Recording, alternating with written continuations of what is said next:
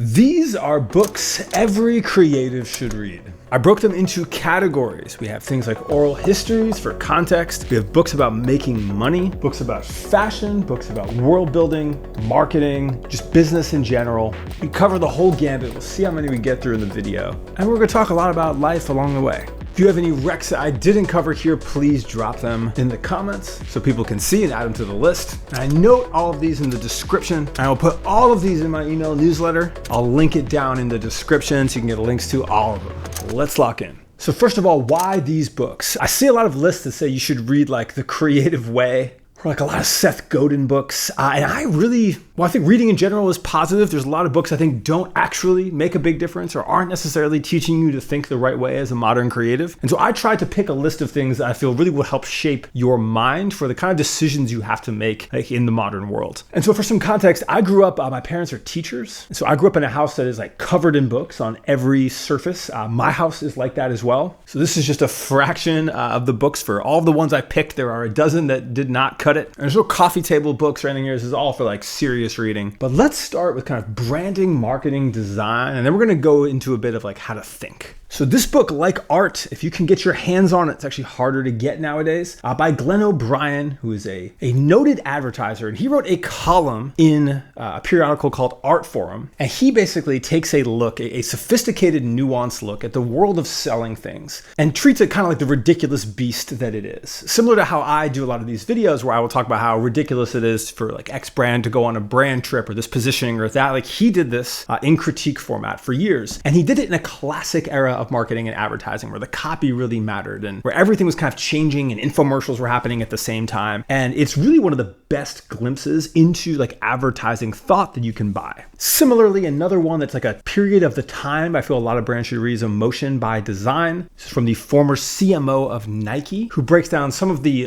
more left brain, like big brand concept things that they actually work through putting a brand like that together. But getting into the ones I think are really, really interesting is this book, Caps Lock, you've seen me recommend before. It's super dense. This is the kind of book that you will go pick up, like do 10 pages once a week. But basically, it looks at graphic design's impact on capitalism, like what we designed, from currency to credit cards to modern UX to what's the difference between design and advertising. And especially when you get to the middle of this book, he talks about like tourism and like the selling of cities through design, about design versus advertising, talks about sales and crashes. It is probably one of the most thorough, comprehensive looks at the power of how we graphically present the world and how everything around us is designed to sell us on a concept or a thing. And it's probably the most impactful book I've read in terms of the lens with which I view the world. And that's really, I think, what creatives are trying to establish when they're reading, right? Is that we all scroll these same algorithms, and no matter how nuanced or interesting we think we are, we're being shown a lot of the same content. And we're also listening to a lot of the same creatives. Like I can count on my hands on here how many like big marketing and branding accounts there are. Most of us are friends. We're in group chats. We're sharing a lot of the similar stuff. And so even the lens we present is, while unique comparative to like what you might see versus traditional media, it's just one factor. And I think a lot of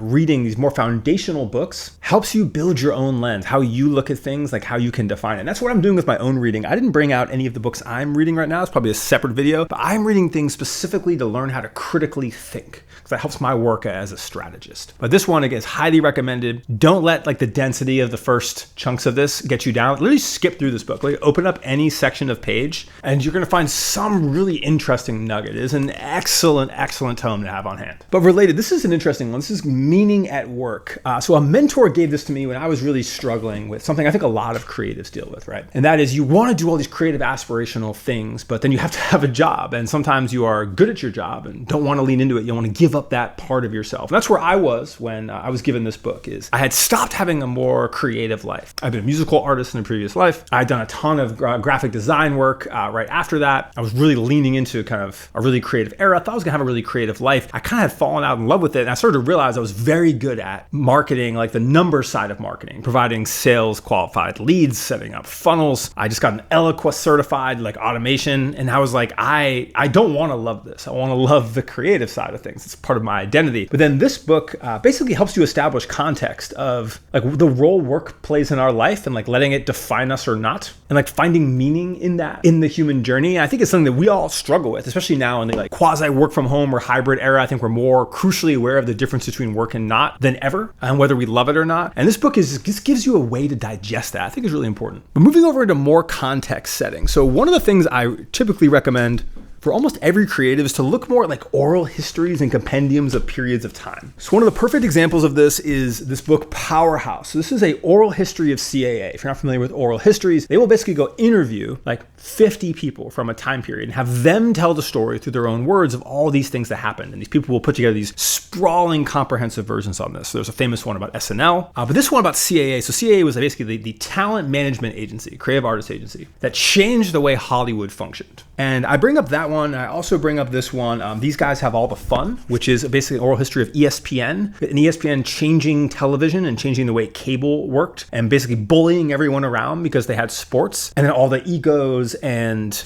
personalities that were born out of that. And the fact they did all this from Bristol, Connecticut, this kind of middle or nowhere location. These two books are particularly fascinating for the modern era. If you're a creative, if you're a creator, if you're a journalist, if you participate in new media, because these were turning points. This book describes a turning point in how artists were managed, how Hollywood actors pursued their careers, and how that generation of talent worked. This generation of talent is being actively replaced. It's almost complete with the influencer generation. Everything that happened in this book with things getting replaced is happening now in a new era. It's a fascinating way to think about it. And it's the same exact thing with ESPN. It's basically, we're seeing the opposite. We're seeing ESPN's gradual end, right? We have UFC is going to CBS. There's all these streaming services, Amazon, all these different deals, cable, cord cutting. This was the history of the last chapter of when this happened. Now we're going through the new version. So this context becomes really, really interesting and useful. And I love just diving into those worlds. So you have all this knowledge of how media and personality and things we deal with now existed in the previous generation that we just didn't experience. So similar to that, I feel like journalism is at its lowest state like it's ever been. All of the talent goes and does their own writing, right? And is mostly better off on their own. Most of the stuff we see online and written up is like slop or serving some way greater agenda that doesn't have the consumer in mind. I feel like the pinnacle of journalism, the last pinnacle was Grantland, and they have a histories of all the best articles written in there. This is number 7. I have like 3 or 4 of these floating around, but this is just a great look at if you have only consumed journalism with a bunch of pop-ups and these shady ulterior motives and these writers to make $200 an article, or this holier than thou Atlantic stuff, or Substack writers. Consuming this where it's truly well-written stuff by people that are passionate and care about fandom. And a lot of it's about sports because Grantland was sports-centric, but it goes over into culture as well. Gives you a taste of what real kind of storytelling was like, and just immerses you in all these moments. That's what I like, where you then get this perspective that it's like watching a deep dive YouTube, etc., but you're doing it kind of in written form, and these are great.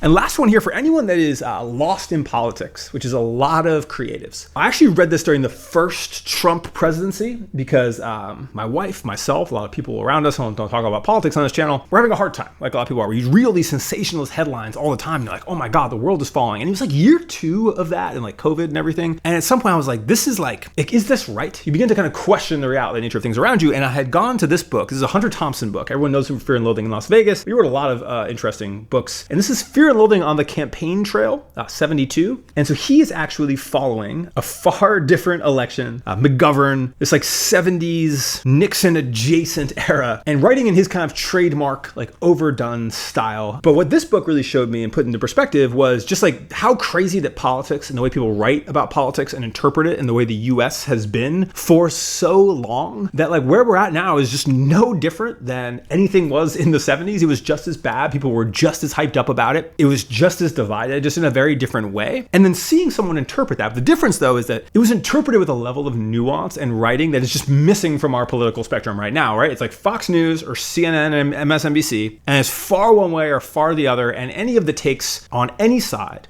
or in the middle just lack that kind of acumen and nuance to make people want to read them, right? You browse that headline, you go, oh my God, and then you kind of move on. Whereas he wrote really compellingly about his feelings and how this overlapped with the world that he was in. I think if you are too deep in the political spectrum, this is a good perspective book for you. But now zipping over into Mind State, an important one here. You've heard me talk about this book before, The War of Art. This is Stephen Pressfield's book. The basic symbol of this is that if you don't do the things you want to, creatives deal with this all the time, right? You aren't completing the work you want to make. You procrastinate all the time. You wonder, why can't I get these things done? I was living this before I read this book. And this book basically takes all that and turns it into a concept, this thing called the resistance. It gives your enemy a common name and defines it and tells you how to fight against it to get things done. So I read this, I was a VP of marketing. I was about to have my son, and I was realizing I just couldn't do anything with my free time, right? You don't have a ton of free time when you're an executive at a company, but in my free time, my wife and I went to happy hour, we went out to drinks with our friends, we played video games, we saw every movie. We lived by an Alamo Draft House. We were in Austin. We literally watched every movie that came through there. And I kept being like, I'm not doing what I want to do with my time. As enjoyable as all those things are. And I was like, why? Why can't I? Because there's no limitation. It wasn't like I'm being forced to go out or forced to do any of that. Most of it was my idea. And I realized it was myself kind of holding me back. But I don't want you to just read this book. I want you to read other Steven Pressfield books. So this is why this book becomes really interesting. Is he wrote this basically a self-help book for creatives, but he is a best-selling author in a different way. So this is Gates of Fire. This is a great one to do. This is the book that 300 is roughly based on. This guy, who is at the top of his craft, incredible author writing historical fiction, dealt so deeply with procrastination, with his career, with his artistic vision, while banging out absolute masterpieces. The context of this, I feel like, is really important, because usually you read self-help books from people that aren't in the work like this. And I think it's a really good duality. And I also think, not to get controversial here, but I feel like for a lot of young men, you are innately biologically drawn to stories about war and sports and competition, reading a lot of historical fiction about great people who tried to conquer the world and failed, and those moments of greatness and then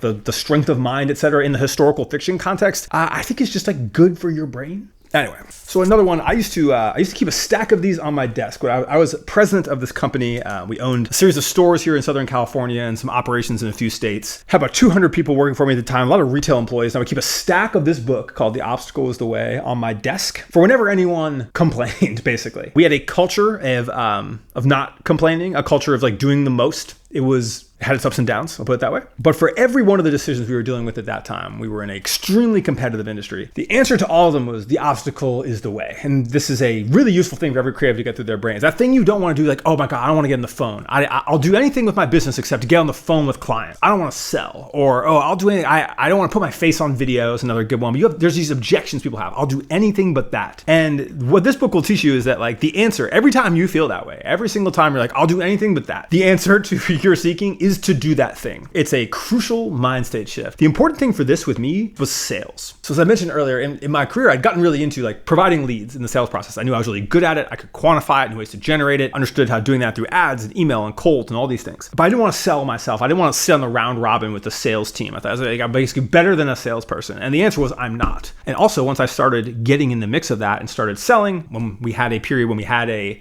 call center and I was running a team for a call center at a different business to this business where I was managing the sales team. I was hitting a bunch of the outbound and outreach myself. I was trying to put up numbers on the board with the team. That was just I never would have done without that obstacle is the way, being the answer to me being a better sales leader and a better leader in companies is to sell. And it's a skill I've gained that's been useful for the rest of my life, and wouldn't have it without this book. So this is a really useful one. Similar, there's this book, it's called The Courage to Be Disliked. I remember my boy James, shout out James, we were arguing about something or in some kind of argument, and he made a joke about me reading this book and genuinely not worrying about being disliked, because I was probably being a dick. But I've taken this book extremely to heart, right? I do not care in circumstances, unless it's being done for a cruel reason. If it's being done for a reason that is achieving an objective, I don't care about anyone's feelings. I don't want to do anything to hurt people's feelings specifically to do that. That's kind of the line. But this understanding that to be good at a lot of things, you have to be okay with not being liked all the time, especially to be a good manager, a good boss, or to push people around you to reach greatness. You're not going to be liked. And the more, as soon as you accept that, and especially if you're a creator in this world, right? I get people, I'll say that this one mattress is bad and people will be threatening to kill me in the DMs because I didn't like their mattress, right? It's not for the faint of heart. This is a good book to work through that. I think is really valuable for a lot of people if you consider yourself a people pleaser to kind of get up and do something about it.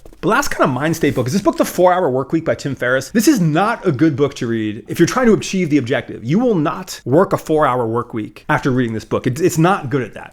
But what it is good at is about designing things that scale, outsourcing things, understanding the nuance of how business is done if you want to start a 1 or 2 person small business and build something on the side or build a lifestyle around something and begin to quantify the time you spend and where it goes. It is still an extremely valuable look at that. I just wouldn't expect to achieve the objective at the end of it. If you have a vision in your head but need help creating it, let me introduce you to the new Adobe Firefly boards now in GA. So I know a lot of you who watch my videos are into using materials and the design of objects, not just graphic design. So I'm going to show examples for both things of some of the new age workflows that Firefly allows. So first, you can add multiple images like you see on the screen here, and then you can use this remix prompt to create multiple variations of those objects together.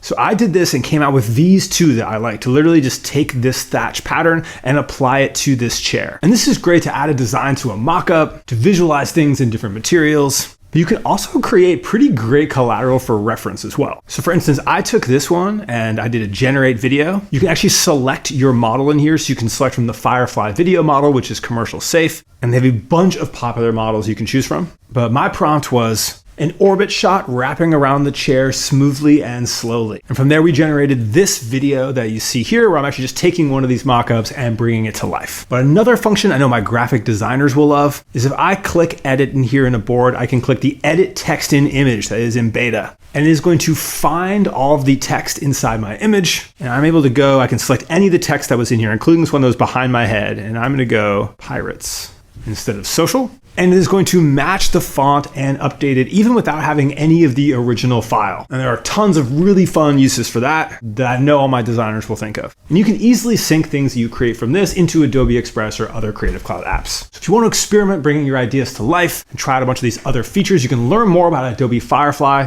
at the link in the description. And thank you so much to Adobe for sponsoring this video. All right, so we're going to get into fashion and then we're going to get into making money. So for my fashion heads, the first is this House of Errors book. I love books like this because it tells the story of the brand like in photos and videos from its inception, from like guy trying to get clothes done or making his own stuff to like paying Instagram archive pages to post it so he gets his first sales, to messing stuff up, to over ordering, to not having collections work, to being like a powerhouse brand, which they are now. Also while making good clothes. Like there's a lot of brands that could talk about this, but like House of Errors makes interesting, complicated stuff while still being like rooted in streetwear. And he's very candid. And obviously when someone's writing their own story, they're gonna tell it like through their lens. So you have to take everything with a grain of salt. But this is a 5 years of this brand, 1 to 5 years, an extremely realistic arc of someone with like a couple $100 like scrounging through to making a like significant brand. And I would just highly recommend that as like a real thing versus a YouTube being like make 100K on your first drop. Like this is a far better look at that. And I think he includes it. This came free with an order. So if you buy from them, they may just show up. Then related, this Atlas of Modern Clothing. I don't know how readily available this is online. I got this at Premiere Vision, a show in Paris. But basically this book goes through every type of clothing, like the safari jacket, for instance, and it calls out all the things on it. Like these are epaulettes, these are patch pockets. This is a standard flat collar. This is what's called the belt. These are what materials people typically use for it. And so if you're looking for nomenclature and you're like design journey, you're like, I really want to know what these different things are. Like level 1, oh, that's a fly fastening. That's a Prussian collar. That's a point collar. It gives you that vernacular to talk to your designers, to talk to your manufacturers and like know what things are. Even just to knowing, oh, that's a great coat versus that's a slip dress. You begin to get this full context. It's like useful having some of these compendiums just to get those terms because there's not like a lot of content that works through that online. And it's useful to have like the reference books on that. So there's other books like this, but this is a good starter. Related to that is this book, Textilepedia. They walk through just tons of different fabrics. Like this is chino, this is cavalry twill. Here's what's commonly used for. They compare fabrics to each other for different things. Talks about different structures of it. Even talks about like different printing styles and techniques and like fixing steps and how dyeing works. And you can actually get a kind of comprehensive look at stuff, especially this back half. If you're like the stages of dyeing, types of dyes, tanning methods. This is the difference for most people between like understanding what you're making versus just like sending mood board pics and like hoping for the best. It's like really learn using books like this and then taking the info you get from those things and like going to your manufacturers or going to Guangzhou and like getting in the mix.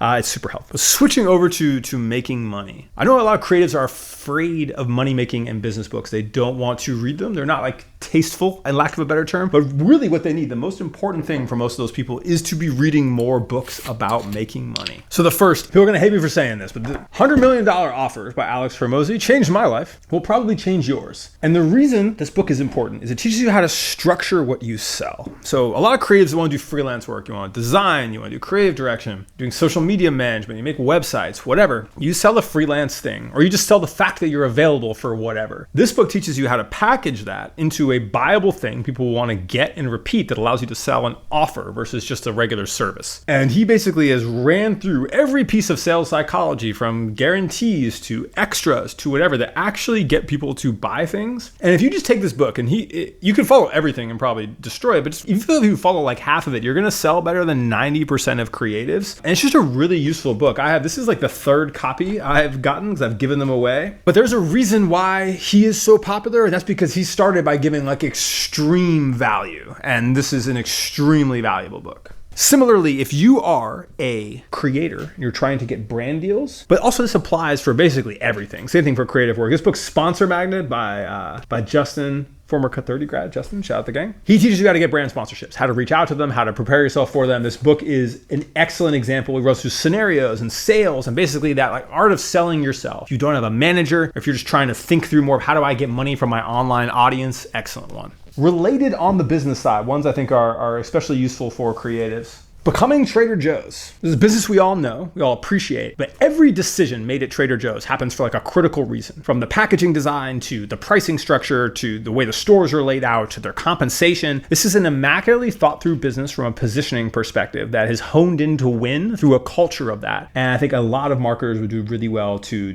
read this. By contrast, this book, Super Pumped, it's about Uber. I think this book was meant as a cautionary tale. This book was basically a story of how Travis Kalanick was a wild and dangerous person and ran this company into kind of insanity through his ego. But at the same time, there's a lot of people that I know that basically treated this less like a cautionary tale and more like a manual. I would argue that this whole new generation of startups, like the Cluely era and these like that, are more like, you know what, we could just do that, and kind of act like pull a lot from this. And that's why I think it's interesting context, because you look at this being like, okay, if I did this with slightly less ego, this is kind of the blueprint for aggressively building something. And so it's just an interesting character study to kind of look at things being done not always the right way. And it's a really well-written, kind of very fun read. I'm going to zip through a few of the business ones here real quick, and then we're going to get into world building to wrap this up. So, a couple key concepts. You may not even have to necessarily read these. You could cliff notes a lot of these. Exponential organizations is important because it basically, all this describes is the concept of a business that grows radically more than the sum of its parts. It has the ability to scale beyond the active nature of people working. So it's not like, hey, I add 2 employees, I get another $100,000 in revenue. It's this idea that a hockey stick can explode out at any point. That concept, the concept of being exponential and a bit of how you get there, and if a business can be like that, is just worth understanding. But this is like a Cliff Notes version of this book. Do the audio, ChatGPT it, whatever. Made to Stick. This is a book about messaging. This is a book about when you launch a product or you launch a thing, it having positioning and angle and messaging that to work to get people to care about ideas. If you are a marketer or you're trying to position something, or you are a product developer, you need to be able to communicate from the start that you're making something different and know how to position it and actually communicate that out to make people work. This is the Bible for that. I will say that these 2 books and then the 2 I'm about to show here were all recommended to me by CEOs. These were all given to me by CEOs at companies that I worked at. They were like, this is the most important book in my life. And you'll notice a lot of CEOs will do that, much like I gave the obstacles the way to everyone that works for me, because that was a really important and impactful thing for that organization. CEOs will do this and they'll give you these books that are really impactful to them. And these were 2 of those from 2 guys who I don't necessarily like, but I respect. Similar, EOS, Traction. This is from people who I both like and respect, who gave me this, absolute savages. So EOS is a function with which running businesses more than 10 people is a really, really powerful framework. And you'll notice, especially creative people, they don't realize that, okay, I can grow my business. I have a 20-person agency now, or a 30-person clothing brand, whatever it is. And you don't realize they're like, oh, there's structures that exist that are built really well that I can just run my company on. And EOS is the one that I am the biggest fan of. It has these really powerful concepts about how to set goals and how to communicate things between an executive leadership team, and will make organizations really functional above 10 people. But ending out in world building, this is an important one. Like in reading fiction, because I think we are a very non-fiction culture now. A lot of business books, a lot of what's happening in the world, even historical fiction. I think it's important to like understand the world around you a bit. So a few of those you can read that are more just for fun. These 2, Zeroville and the Adderall Diaries, are these like very American fiction books. of previous gens of America and like the human emotion and people going through them that I think are good to think about. How would you write or interpret the life that you're going through now or went through over the last few years in a way like this? Is an interesting way to like set up a world for a modern brand. Similarly, Cormac McCarthy, this book Blood Meridian, this is a dark book, just forewarning you, but it's based in the Texas-Mexico border in the 1850s. And it's written, and he's submersing you immediately in this gritty world from the way that it's written to the actions that are happening. Every decision around this like submerges you inside this life. And you've noticed how easily someone does that with words and story. I think it's really impactful to think about how you can apply like kind of the same principles to building your world. And then you start to read Cormac McCarthy's like full canon. Obviously, he has a lot of really famous novels, and you begin to see he puts his whole work inside of that kind of same presentation in a really interesting way. If you do any work with China, The Three Body Problems is a Chinese science fiction book translated into English, but it shows the kind of key differential between every science fiction book that's Western and science fiction books that are Eastern. Western science fiction books have like a protagonist and a hero and someone that works against it. In this book, the people are the hero. It's just it showcases to you just a way of thinking, especially if you read a lot of Western science fiction. It begins to show you just a bit of like the pure difference of places in the world and the way they think. This book is like a conduit to that. I have many more in these piles, but I know we've already gone on here for a decent amount of time. But if you were trying to find a way to read, I'd like to highly encourage it. I used to read a book a week when I was younger. It was pre-social media being kind of what it was. I tried to do that now, and I probably realistically read more like one a month. Sometimes we get up to two. Typically, the best way that I'm able to do that is like 30 minutes before sleep. I will try to be off all devices, no screens, and then get some reading time in, and that works out really well. But I'm currently reading this book, Gray Mirror, and this is a book about the way to think, and it positions a lot of common liberal perceptions of the past and presents counterpoints to them. And this is a really interesting type of book for me to read right now, as I really enjoy like contrarian approaches and how people position contrarian statements, because it teaches me how to think. It teaches me how to position things in work. And I'm not saying I agree with the positions. This book has a lot of pretty out there positions, but with the way with which they argue, the way with which they talk, how they present the alternatives, and the way people's minds work and approach it, it's just a really fascinating thing. And that's where the books that I have been really into recently are all for me about like shaping the way I think and approach problems, because frankly, I feel that is like the last piece of nuance we have left here when ChatGPT and Claude are like telling us the answers to the majority of things, and all the creators just like copy each other, for lack of a better term. Being able to have like your own schools of position or critical thinking, like how can I approach this problem? How would I look at this from a contrarian perspective? Like what principle of like psychology can I use here? And it'll allow you to function in an era where people are just thinking dumber than ever. But that is my kind of current obsession. But anyway, if you have other recommendations, please drop them below. I think a lot of people would love to dive into all the different books that people recommend here. Like I mentioned, I will put links to all of these in the newsletter that will be linked down below. And as always, I appreciate y'all watching.